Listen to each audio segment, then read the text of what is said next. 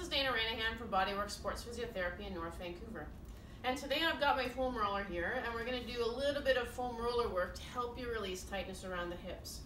People end up having tightness in the hips and sometimes pain in the hips from a lot of activities. It's an area that we tend to grip posturally, sometimes at work, or especially with runners. They get a lot of tightness in the lateral hips. So often we get tightness in through the buttock area, sometimes through the lateral hip, and into the front in our hip flexors. Many of you will have tightness in the hip flexor and the quad muscle. So you take your foam roller, and first off, I get you to sit on the roller, so you kind of can square yourself in the beginning to get a sense of it.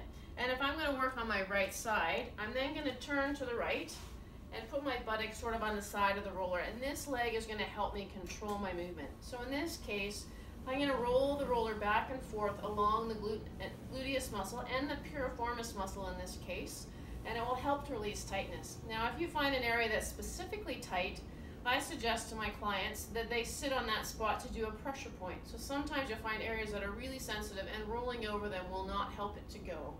So in those cases, it's best to sit on it, let it relax for a minute, and sometimes you can visualize melting or releasing in that area, and then get back to rolling. So we start with rolling through the hip at the back side, and you can maybe do it for 15, 20, 30 seconds depending on how you feel, till it starts to feel like it's moving a little bit better. And then you maybe change your angle a little bit to get different parts of the buttock.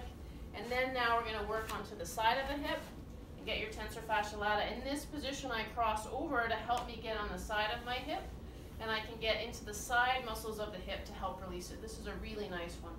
And last but not least, we come onto the front, and we can work into the front of the hip, rolling back and forth, face down, and using this leg to stabilize, rolling back and forth.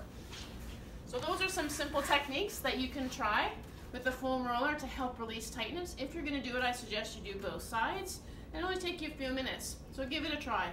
If you have any other questions, check out our website at www.body-works.ca.